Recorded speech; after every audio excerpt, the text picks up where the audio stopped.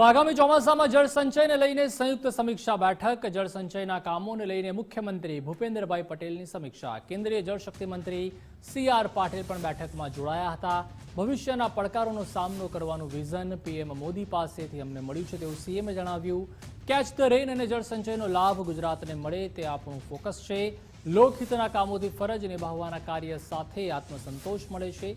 જળ સંચય ક્ષેત્રે ગુજરાતે કરેલી કામગીરી દેશમાં મોડલ રૂપ બની છે તેવું CR પાટીલે જણાવ્યું। સમીક્ષા બેઠકમાં પાણી પુરવઠા રાજ્યમંત્રી ઈશ્વરસિંહ પટેલ પણ જોડાયા હતા। મુખ્ય સચિવ MK દાસ સહિત વિભાગના અધિકારીઓ પણ જોડાયા હતા। અગ્ર સચિવ ધનંજય દ્વિવેદી તેમજ CMOના અધિક અગ્ર સચિવ ડોક્ટર વિક્રાંત પાંડે, સચિવ ડોક્ટર અજય કુમાર અને જળ સંપત્તિ સચિવ PC વ્યાસ પણ ઉપસ્થિત રહ્યા હતા। જિલ્લા કલેક્ટરો સાથે વિડીયો કોન્ફરન્સ મારફતે આ સમીક્ષા કરવામાં આવી।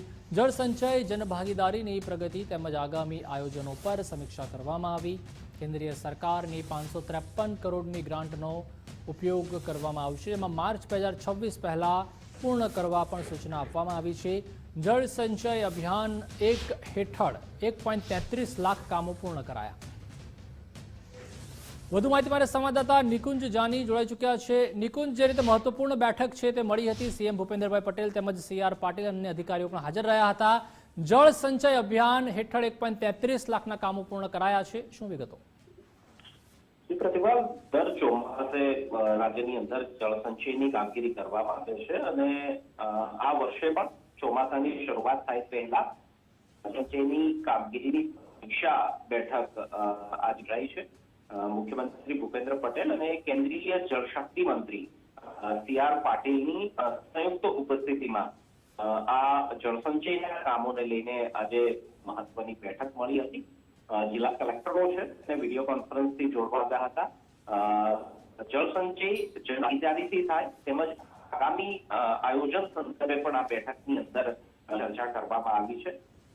કેન્દ્ર સરકાર પણ સંચયની કામગીરીની અંદર પાર્ટિસિપેટ થતું હોય છે, નાણાકીય ગ્રાન્ટ ફાળવતું હોય।